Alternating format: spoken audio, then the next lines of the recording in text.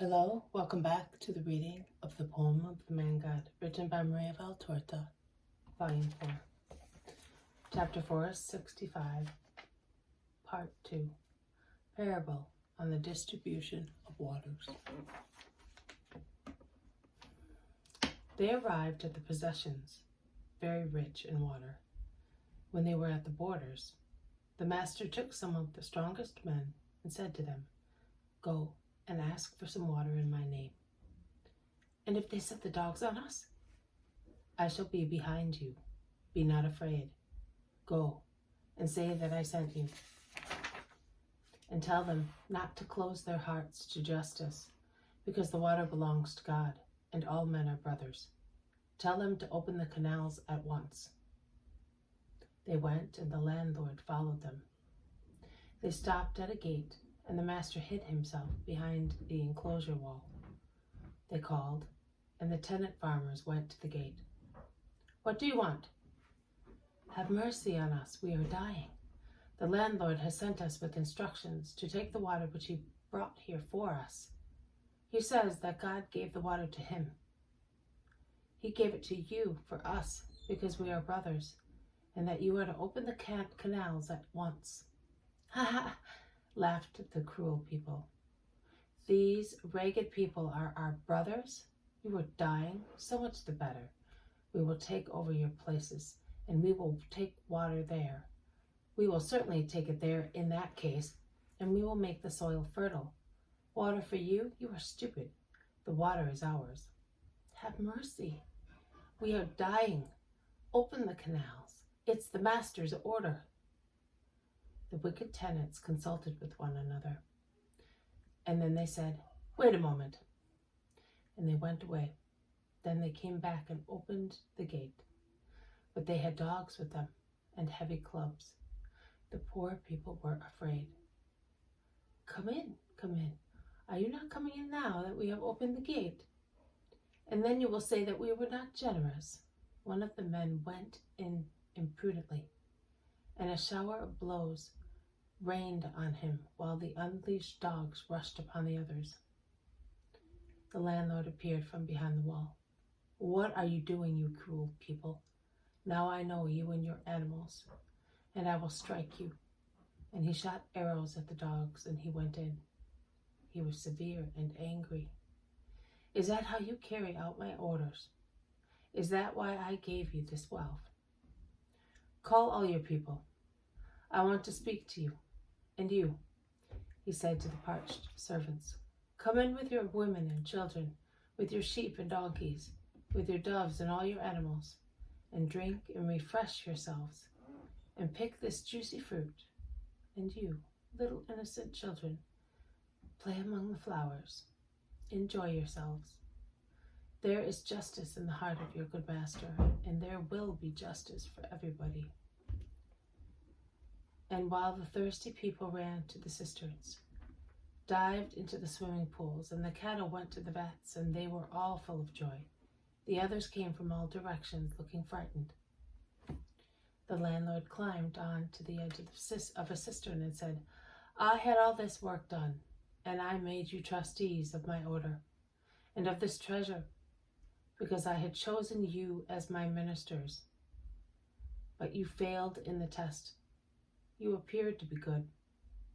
You should have been good, because welfare makes people good, grateful to their benefactor. And I had always assisted you by giving you the tenancy of this well-watered land.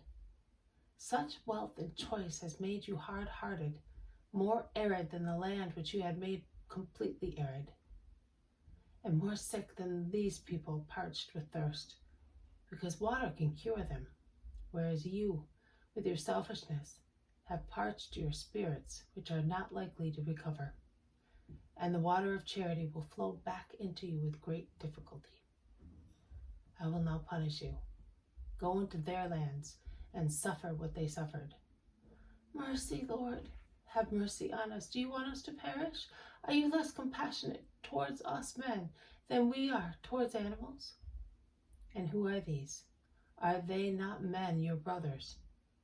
What mercy did you have on them? They were asking for water, and you gave them blows with clubs and treated them sarcastically. They were asking for what was mine and which I had given.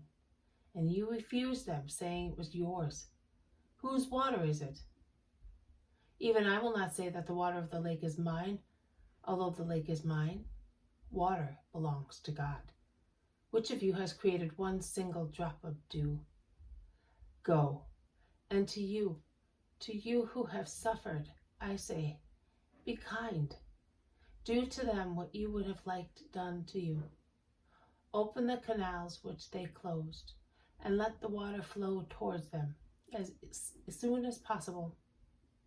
I make you my dispensers to these guilty brothers, to whom I leave means and time to redeem themselves. And the Most High entrusts you with the wealth of his water, more than I do, so that you may be providential for those who have none. If you can do this with love and justice, being satisfied with what is necessary, giving what is superfluous to the poor, being honest, not calling yours what is a gift given to you, a deposit more than a gift, great will be your peace. And God's love and mine will always be with you. That is the end of the parable, and everybody can understand it. I only say to you that rich people are only the depositaries of the wealth granted to them by God, with instructions to distribute it to those who suffer. Consider the honor which God grants you by calling you to be partners in the work of providence in favor of poor and sick people, of widows and orphans. God could rain money, garments, food on poor people, but in that case he would deprive rich people of great merits, those of charity towards their brothers. Not all rich people can be learned, but they can all be good. Not all rich people can take care of sick people, bury the dead, visit invalids and prisoners, but all rich people, and even those who are not poor, can give a piece of bread, a drop of water, cast off garments, and they can welcome to their fireplaces those who are shivering, and can give hospitality to those who are homeless and are exposed to rain and dog days. He is poor who lacks what is necessary to live. The others are not poor. They have scanty means, but they are still rich as compared with those who die of starvation, privations, and cold. I am going away. I can no longer assist the poor people of this area, and my heart suffers thinking that they are losing a friend. Well, I who am speaking to you, and you know who I am, I ask you to be the providence of the poor who are being left without their merciful friend. Give them alms and love them in my name and in memory of me. Be my continuators. Relieve my depressed heart with this promise, that you will always see me in the poor, and that you will receive them as the most true representatives of Christ, who is poor, who wanted to be poor out of love for the most unhappy people on the earth, and to expiate through his own indigence and ardent love the unfair prodigality and selfishness of men.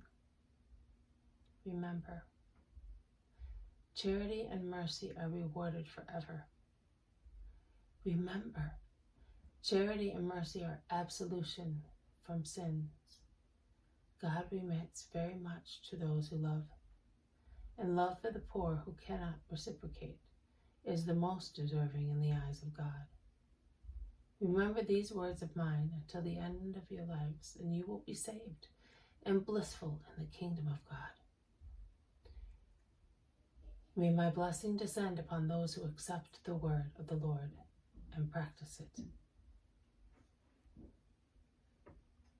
The apostles in Margim have come out of the house quietly while he was speaking, and are in a compact group behind the crowds. But they come forward when Jesus ends his speech, and while doing so, they collect the alms offered by many people, and they take the money to Jesus. This has been a reading from the poem of the Man God, written by Maria Valtorta, Volume 4, Chapter 465, Part 2, Parable on the Distribution of Waters. Thank you for listening. I will see you tomorrow. May God bless you, and may peace be with you.